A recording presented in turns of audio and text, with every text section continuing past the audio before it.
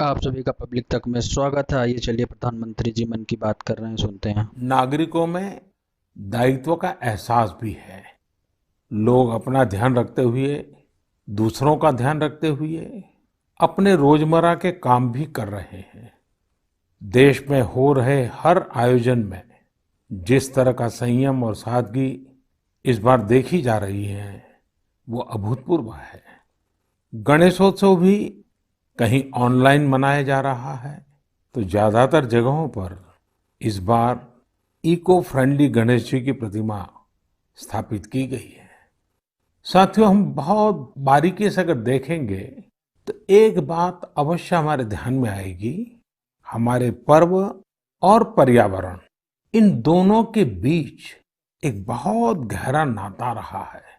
जहां एक और हमारे पर्वों में पर्यावरण और प्रकृति के साथ सहजीवन का संदेश छिपा होता है, तो दूसरी ओर कई सारे पर्व प्रकृति की रक्षा के लिए ही मनाए जाते हैं। जैसे बिहार के पश्चिमी चंपारण में सदियों से थारू आदिवासी समाज के लोग 60 घंटे के लॉकडाउन, या उनके ही शब्दों में सदियों से थारू आदिवासी समाज के लोग 60 घंटे के लॉकडाउन, या उनके ही शब्दों में कहें तो 60 घंटे के बरना का पालन करते हैं। प्रकृति की रक्षा के लिए बरना को थारू समाज ने अपनी परंपरा का हिस्सा बना लिया है और सदियों से बनाया है। इस दौरान न कोई गांव में आता है, न ही कोई अपने घरों से बाहर निकलता है। और लोग मानते हैं कि अगर वो बाहर निकले या कोई बाहर से आया, तो उनके आने जाने से लोगों की रोजमर्रा की गतिविधियों से नए पेड़ पौधों को नुकसान हो सकता है। बरना की शुरुआत में भव्य तरीके से हमारे आदिवासी भाई बहन पूजा पाठ करते हैं, और उसकी समाप्ति पर आदिवासी परंपरा के गीत, संगीत, नृत्य जम करके उसके कार्यक्रम भी होते हैं। साथियों, इन दिनों ओणम का पर्व भी धूमधाम से मनाया जा रहा है। ये पर्व चिनगम महीने में आता है। इस दौरान लोग कुछ नया खरीदते हैं, अपने घरों को सजाते हैं, पुक्लम बनाते हैं, ओणम सादिया का आनंद लेते हैं। तरह तरह के खेल और प्रतियोगिताएं भी होती हैं। ओणम की धूम तो आज दूर सुदूर विदेशों तक पहुंची हुई है। अमेरिका हो, यूरोप हो या खाड़ी देश हो, ओणम का उल्लास आपको हर कहीं मिल जाएगा। ओणम एक इंटरनेशनल फेस्टिवल बनता जा रहा है। साथियों, ओणम हमारी कृषि से जुड़ा हुआ पर्व है। ये हमारी ग्रामीण अर्थव्यवस्था के लिए भी एक नई शुरुआत का समय होता है। किसानों की शक्ति से ही तो हमारा जीवन, हमारा समाज चलता है। हमारे पर्व किसानों के परिश्रम से ही रंग बिरंगे बनते हैं। हमारे अन्नदाता को, किसानों की जीवनदायिनी शक्ति को वेदों में भी बहुत गौरवपूर्ण रूप से नमन किया गया है। ऋग्वेद में मंत्र है, अन्नानाम पतये नमः। अन्नानाम पतये नमः, क्षेत्राणाम पतये नमः। अर्थात अन्नदाता को नमन है, किसान को नमन है।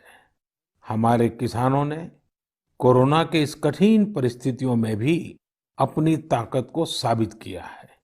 हमारे देश में इस बार खरीफ की फसल की बुआई पिछले साल के मुकाबले 7% ज्यादा हुई है। धान की रुपाई इस बार लगभग 10%, दालें लगभग 5%, मोटे अनाज, कोर्स सीरियल्स लगभग 3%, ऑयल सीड्स लगभग 13%, कपास लगभग 3% ज्यादा बोई गई है। मैं इसके लिए देश के किसानों को बधाई देता हूं, उनके परिश्रम को नमन करता हूं।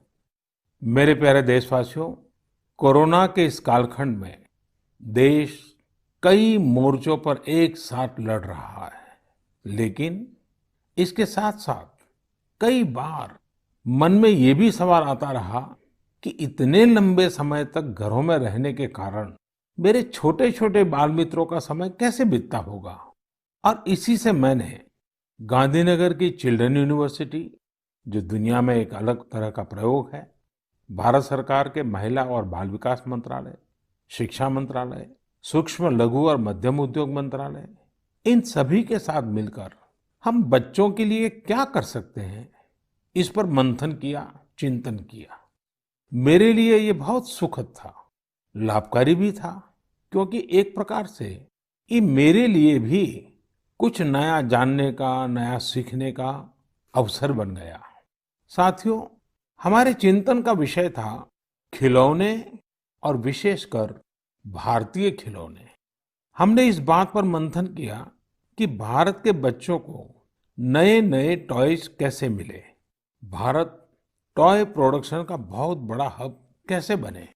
वैसे मैं मन की बात सुन रहे बच्चों के माता पिता से क्षमा मांगता हूं, क्योंकि हो सकता है उन्हें अब ये मन की बात सुनने के बाद खिलौनों की नई नई डिमांड सुनने का शायद एक नया काम सामने आ जाएगा।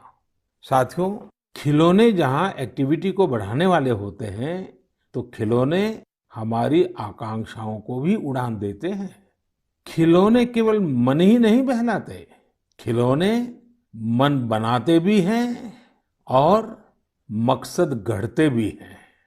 मैंने कहीं पढ़ा कि खिलौनों के संबंध में गुरुदेव रविंद्रनाथ टैगोर ने कहा था कि बेस्ट टॉय वो होता है जो इनकम्प्लीट हो, ऐसा खिलौना जो अधूरा हो और बच्चे मिलकर खेल खेल में उसे पूरा करें।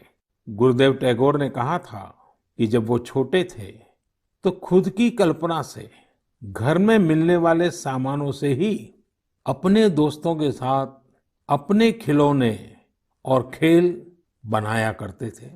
लेकिन एक दिन बचपन के उन मौज मस्ती भरे पलों में बड़ों का दखल हो गया।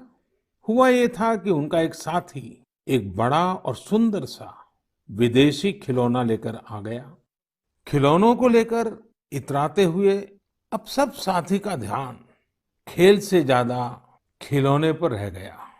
हर किसी के आकर्षण का केंद्र खेल नहीं रहा, खिलौना बन गया। जो बच्चा कल तक सबके साथ खेलता था, सबके साथ रहता था, घुल मिल जाता था, खेल में डूब जाता था, वो अब दूर रहने लगा। एक तरह से बाकी बच्चों से भेद का भाव उसके मन में बैठ गया। महंगे खिलौने में बनाने के लिए भी कुछ नहीं था, सीखने के लिए भी कुछ नहीं था। यानी कि एक आकर्षक खिलौने ने एक उत्कृष्ट बच्चे को कहीं दबा दिया, छिपा दिया, मुरझा दिया। इस खिलौने ने धन का, संपत्ति का, जरा बड़प्पन का प्रदर्शन कर लिया, लेकिन उस बच्चे की क्रिएटिव स्पिरिट को बढ़ने और संवरने से रोक दिया। खिलौना तो आ गया, पर खेल खत्म हो गया और बच्चे का खिलना भी खो गया। इसलिए गुरुदेव कहते थे कि खिलौने ऐसे होने चाहिए जो बच्चे के बचपन को बाहर लाएं, उसकी क्रिएटिविटी को सामने लाएं। बच्चों के जीवन के अलग अलग पहलू पर खिलौनों का जो प्रभाव है, इस पर राष्ट्रीय शिक्षा नीति में भी बहुत ध्यान दिया गया है।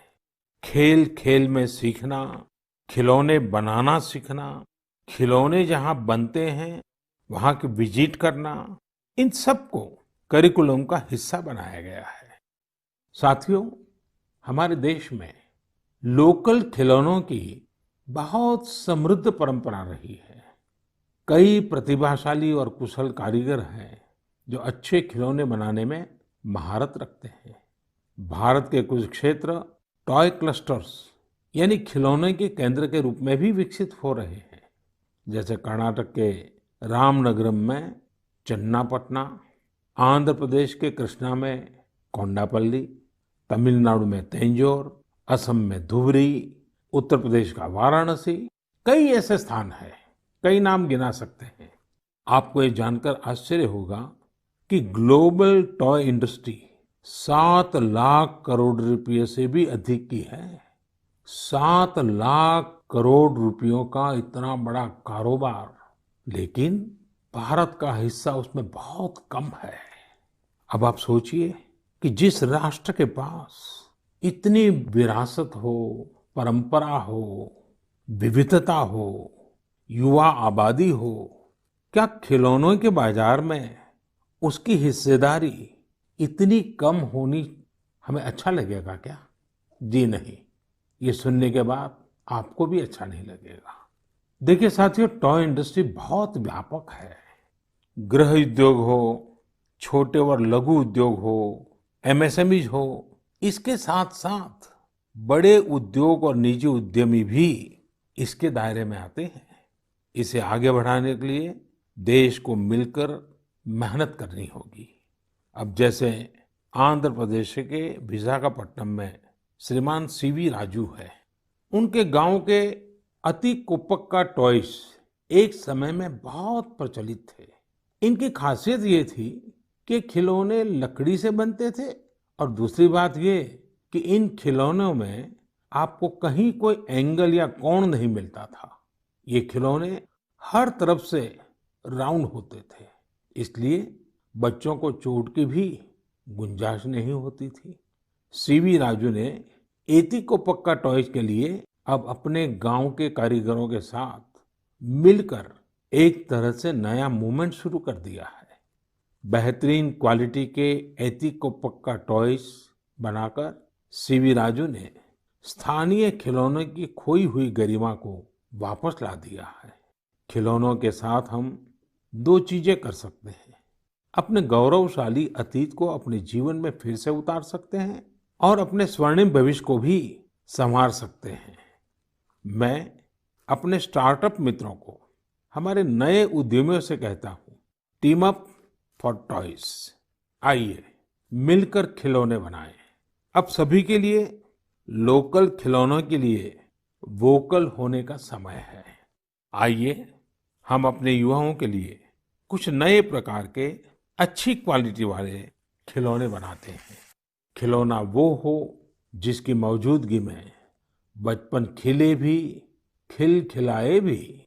हम ऐसे खिलौने बनाएं जो पर्यावरण के भी अनुकूल हो। साथियों, इसी तरह अब कंप्यूटर और स्मार्टफोन के इस जमाने में कंप्यूटर गेम्स का भी बहुत ट्रेंड है। ये गेम्स बच्चे भी खेलते हैं, बड़े भी खेलते हैं, लेकिन इनमें भी जितने गेम्स होते हैं उनकी थीम्स भी अधिकतर बाहर की ही होती है। हमारे देश में इतने आइडियाज हैं, इतने कंसेप्ट्स हैं, बहुत समृद्ध हमारा इतिहास रहा है कि हाँ, हम उन पर गेम्स बना सकते हैं। मैं देश के युवा टैलेंट से कहता हूँ, आप भारत में भी गेम्स बनाइए और भारत के भी गेम्स बनाइए। कहा भी जाता है, लेट द गेम्स बिगिन। तो चलो खेल शुरू करते हैं। साथियों, आत्मनिर्भर भारत अभियान में वर्चुअल गेम्स हो, टॉयज का सेक्टर हो, सबने बहुत महत्वपूर्ण भूमिका निभानी है और ये अवसर भी है। जब आज से 100 वर्ष पहले असहयोग आंदोलन शुरू हुआ तो गांधी जी ने लिखा था कि असहयोग आंदोलन देशवासियों में आत्मसम्मान और अपनी शक्ति का बोध कराने का एक प्रयास है। आज जब हम देश को आत्मनिर्भर बनाने का प्रयास कर रहे हैं तो हमें पूरे आत्मविश्वास के साथ आगे बढ़ना है। हर क्षेत्र में देश को आत्मनिर्भर बनाना है। असहयोग आंदोलन के रूप में जो बीज बोया गया था उसे अब आत्मनिर्भर भारत के वटवृक्ष में परिवर्तित करना हम सबका दायित्व है। मेरे प्यारे देशवासियों, भारतीयों के इनोवेशन और सॉल्यूशन देने की क्षमता का लोहा हर कोई मानता है और जब समर्पण भाव हो, संवेदना हो, तो ये शक्ति असीम बन जाती है। इस महीने की शुरुआत में देश के युवाओं के सामने एक ऐप इनोवेशन चैलेंज रखा गया। इस आत्मनिर्भर भारत ऐप इनोवेशन चैलेंज में हमारे युवाओं ने बढ़ चढ़कर के हिस्सा लिया। करीब 7,000 एंट्रीज आई उसमें भी करीब करीब 2 तिहाई ऐप्स टियर 2 और टियर 3 शहरों के युवाओं ने बनाए हैं। ये आत्मनिर्भर भारत के लिए, देश के भविष्य के लिए बहुत शुभ संकेत है। आत्मनिर्भर ऐप इनोवेशन चैलेंज के रिजल्ट्स देखकर आप जरूर प्रभावित होंगे। काफी जांच परख के बाद अलग अलग कैटेगरी में लगभग 2 दर्जन ऐप्स को अवार्ड भी दिए गए हैं। आप जरूर इन ऐप्स के बारे में जानें और उनसे जुड़ें। हो सकता है आप भी ऐसा कुछ बनाने के लिए प्रेरित हो जाएं। इनमें एक ऐप है कुटुकी किड्स लर्निंग ऐप। ये छोटे बच्चों के लिए ऐसा इंटरेक्टिव ऐप है जिसमें गानों और कहानियों के जरिए बात बात में ही बच्चे मैथ साइंस में बहुत कुछ सीख सकते हैं। इसमें एक्टिविटीज भी हैं, खेल भी हैं। इसी तरह एक माइक्रो ब्लॉगिंग प्लेटफॉर्म का भी ऐप है। इसका नाम है कू, KOO कू। इसमें हम अपनी मातृभाषा में टेक्स्ट, वीडियो और ऑडियो के जरिए अपनी बात रख सकते हैं, इंटरेक्ट कर सकते हैं। इसी तरह चिंगारी ऐप भी युवाओं के बीच काफी पॉपुलर हो रहा है। एक ऐप है आस्क सरकार। इसमें चैटबॉट के जरिए आप इंटरेक्ट कर सकते हैं और किसी भी सरकारी योजना के बारे में सही जानकारी हासिल कर सकते हैं, वो भी टेक्स्ट, ऑडियो और वीडियो तीनों तरीकों से। ये आपकी बड़ी मदद कर सकता है। एक और ऐप है स्टेप सेट गो। ये फिटनेस ऐप है। आप कितना चले, कितनी कैलोरीज बर्न की, ये सारा हिसाब ये ऐप रखता है और आपको फिट रहने के लिए मोटिवेट भी करता है। मैंने कुछ ही उदाहरण दिए हैं। कई और ऐप्स ने भी इस चैलेंज को जीता है। कई बिजनेस ऐप्स हैं, गेम्स के ऐप्स हैं, जैसे is equal to books and expense, Zoho workplace, FTC talent. आप इनके बारे में नेट पर सर्च करिए, आपको बहुत जानकारी मिलेगी। आप भी आगे आए, कुछ इनोवेट करें, कुछ इम्प्लीमेंट करें। आपके प्रयास आज के छोटे छोटे स्टार्टअप्स कल बड़ी बड़ी कंपनियों में बदलेंगे और दुनिया में भारत की पहचान बनेंगे। और आप ये मत भूलिए कि आज जो दुनिया में बहुत बड़ी बड़ी कंपनियां नजर आती है ना, वे भी कभी स्टार्टअप हुआ करती थी। प्रिय देशवासियों, हमारे यहाँ के बच्चे, हमारे विद्यार्थी अपनी पूरी क्षमता दिखा पाए, अपना सामर्थ्य दिखा पाए, इसमें बहुत बड़ी भूमिका न्यूट्रिशन की भी होती है, पोषण की भी होती है। पूरे देश में सितंबर महीने को पोषण माह, न्यूट्रिशन मंथ के रूप में मनाया जाएगा। नेशन और न्यूट्रिशन का बहुत गहरा संबंध होता है।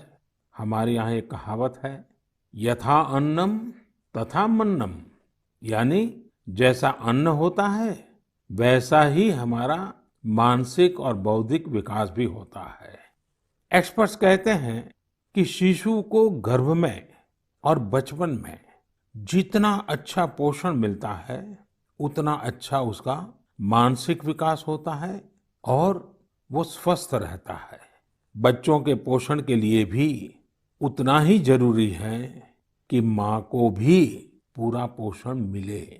और पोषण या न्यूट्रिशन का मतलब केवल इतना ही नहीं होता कि आप क्या खा रहे हैं, कितना खा रहे हैं, कितनी बार खा रहे हैं।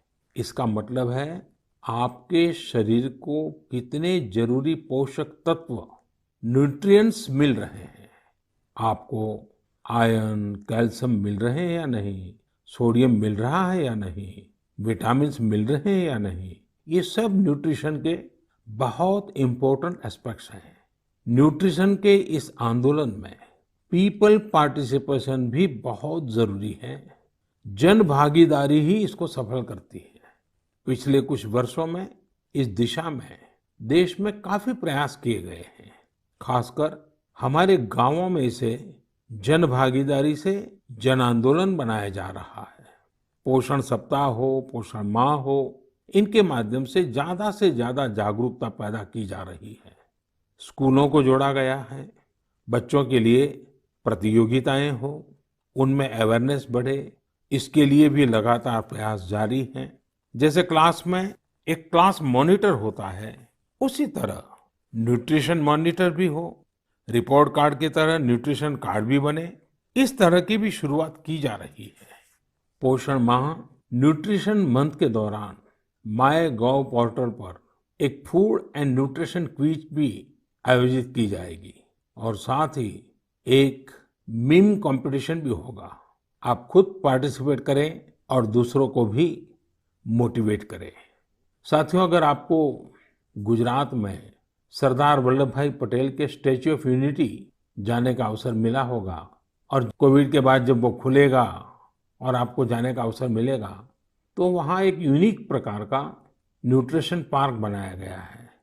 खेल खेल में ही न्यूट्रिशन की शिक्षा आनंद प्रमोद के साथ वहाँ जरूर देख सकते हैं। साथियों, भारत एक विशाल देश है। खान पान में ढेर सारी विविधता है। हमारे देश में 6 अलग-अलग ऋतुएं होती हैं। अलग-अलग क्षेत्रों में वहाँ के मौसम के हिसाब से अलग-अलग चीजें पैदा होती हैं। इसलिए ये बहुत ही महत्वपूर्ण है कि हर क्षेत्र के मौसम, वहाँ के स्थानीय भोजन और वहाँ पैदा होने वाले अन्न, फल, सब्जियों के अनुसार एक पोषक न्यूट्रिएंट रिच डाइट प्लान बने। अब जैसे मिलेट्स, मोटे अनाज, रागी है, ज्वार है, ये बहुत उपयोगी पोषक आहार है। एक भारतीय कृषि कोष तैयार किया जा रहा है। इसमें हर एक जिले में क्या-क्या फसल होती है, उनकी न्यूट्रिशन वैल्यू कितनी है, इसकी पूरी जानकारी होगी। ये आप सबके लिए बहुत बड़े काम का कोष हो सकता है। आइए, पोषण माह में पौष्टिक खाने और स्वस्थ रहने के लिए हम सभी को प्रेरित करें। प्रिय देशवासियों, बीते दिनों जब हम अपना स्वतंत्रता दिवस मना रहे थे, तब एक दिलचस्प खबर पर मेरा ध्यान गया। ये खबर है हमारे सुरक्षा बलों के 2 जांबाज किरदारों की। एक है सोफी और दूसरी विदा। सोफी और विदा इंडियन आर्मी के श्वान है, डॉग्स है, और उन्हें chief of army staff commendation card से सम्मानित किया गया है। सोफी और विदा को ये सम्मान इसलिए मिला क्योंकि इन्होंने अपने देश की रक्षा करते हुए अपना कर्तव्य बखूबी निभाया है। हमारी सेनाओं में, हमारे सुरक्षा बलों के पास ऐसे कितने ही बहादुर श्वान हैं, डॉग्स हैं, जो देश के लिए जीते हैं और देश के लिए अपना बलिदान भी देते हैं। कितने ही बम धमाकों को, कितनी ही आतंकी साजिशों को रोकने में ऐसे डॉग्स ने बहुत अहम भूमिका निभाई है। कुछ समय पहले मुझे देश की सुरक्षा में डॉग्स की भूमिका के बारे में बहुत विस्तार से जानने को मिला। कई किस्से भी सुने।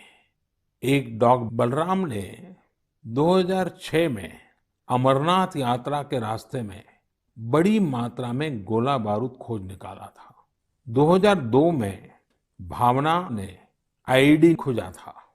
आईईडी निकालने के दौरान आतंकियों ने विस्फोट कर दिया और श्वान शहीद हो गए। 2-3 वर्ष पहले छत्तीसगढ़ के बीजापुर में सीआरपीएफ का स्निफर डॉग क्रैकर भी आईईडी ब्लास्ट में शहीद हो गया था। कुछ दिन पहले ही आपने शायद टीवी पर एक बड़ा भावुक करने वाला दृश्य देखा होगा, जिसमें बीड़ पुलिस अपने साथी डॉग रॉकी को पूरे सम्मान के साथ आखिरी विदाई दे रही थी। रॉकी ने 300 से ज्यादा केसों को सुलझाने में पुलिस की मदद की थी। डॉग की डिजास्टर मैनेजमेंट और रेस्क्यू मिशंस में भी बहुत बड़ी भूमिका होती है। भारत में तो national disaster response force NDRF ने ऐसे दर्जनों डॉग्स को स्पेशली ट्रेन किया है। कहीं भूकंप आने पर, इमारत गिरने पर, मलबे में दबे जीवित लोगों को खोज निकालने में ये डॉग्स बहुत एक्सपर्ट्स होते हैं। साथियों, मुझे यह भी बताया गया कि इंडियन ब्रीड के डॉग्स भी बहुत अच्छे होते हैं, बहुत सक्षम होते हैं। इंडियन ब्रीड्स में मुधोल हाउंड है, हिमाचली हाउंड है, ये बहुत ही अच्छी नस्लें हैं। राजपलायम, कन्नी, चिप्पीपराई और कोम्बाई भी बहुत शानदार इंडियन ब्रीड्स हैं। इनको पालने में खर्च भी काफी कम आता है और ये भारतीय माहौल में ढले भी होते हैं। अब हमारी सुरक्षा एजेंसियों ने भी इन इंडियन ब्रीड्स के डॉग्स को अपनी सुरक्षा दस्ते में शामिल कर रही है।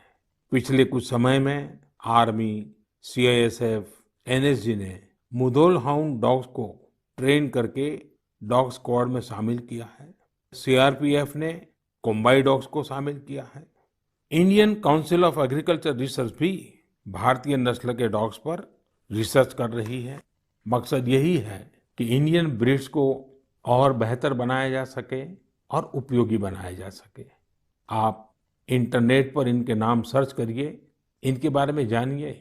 आप इनकी खूबसूरती, इनकी क्वालिटी देखकर हैरान हो जाएंगे। अगली बार जब भी आप डॉग पालने की सोचें, आप जरूर इनमें से ही किसी इंडियन ब्रीड के डॉग को घर लाएं। आत्मनिर्भर भारत जब जन मन का मंत्र बन ही रहा है, तो कोई भी क्षेत्र इससे पीछे कैसे छूट सकता है। मेरे प्रिय देशवासियों, कुछ दिनों बाद 5 सितंबर को हम शिक्षक दिवस मनाएंगे। हम सब जब अपने जीवन की सफलताओं को, अपनी जीवन यात्रा को देखते हैं, तो हमें अपने किसी न किसी शिक्षक की याद अवश्य आती है। तेजी से बदलते हुए समय और कोरोना के संकट काल में हमारे शिक्षकों के सामने भी समय के साथ बदलाव की एक चुनौती रख दी है।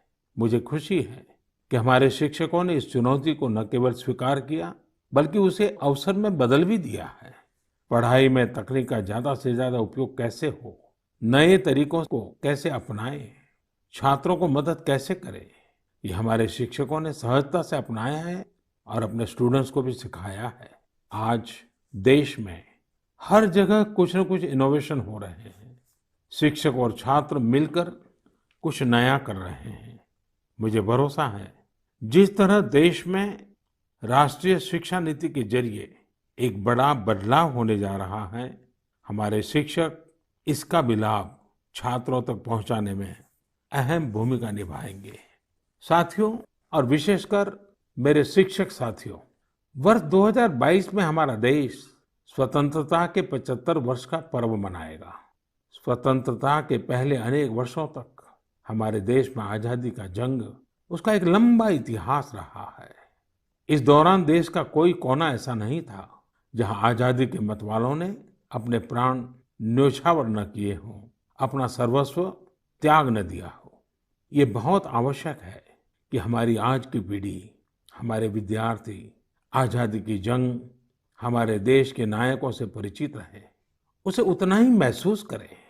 अपने जिले से, अपने क्षेत्र में आजादी के आंदोलन के समय क्या हुआ, कैसे हुआ, कौन शहीद हुआ, कौन कितने समय तक देश के लिए जेल में रहा, ये बातें हमारे विद्यार्थी जानेंगे तो उनके व्यक्तित्व में भी इसका प्रभाव दिखेगा। इसके लिए बहुत से काम किए जा सकते हैं, जिसमें हमारे शिक्षकों का बड़ा दायित्व है। जैसे आप जिस जिले में हैं, वहाँ शताब्दियों तक जो आजादी का जंग चला, उन आजादी के जंग में वहाँ कोई घटनाएं घटी है क्या, इसे लेकर विद्यार्थियों से रिसर्च करवाई जा सकती है। उसे स्कूल के हस्तलिखित अंक के रूप में तैयार किया जा सकता है। आपके शहर में स्वतंत्रता आंदोलन से जुड़ा कोई स्थान हो तो छात्र छात्राओं को वहां ले जा सकते हैं। किसी स्कूल के विद्यार्थी ठान सकते हैं कि वो आजादी के 75 वर्ष में अपने क्षेत्र के आजादी के 75 नायकों पर कविताएं लिखेंगे, नाट्य कथाएं लिखेंगे। आपके प्रयास देश के हजारों लाखों अनसंग हीरोज को सामने लाएंगे, जो देश के लिए जिए, जो देश के लिए खप गए, जिनके नाम समय के साथ विस्मृत हो गए। ऐसे महान व्यक्तित्वों को अगर हम सामने लाएंगे, आजादी के 75 वर्ष में उन्हें याद करेंगे, तो उनको सच्ची श्रद्धांजलि होगी। और जब 5 सितंबर को शिक्षक दिवस मना रहे हैं, तब मैं मेरे शिक्षक साथियों से जरूर आग्रह करूंगा कि वे इसके लिए एक माहौल बनाएं, सबको जोड़ें और सब मिलकर के जुट जाएं।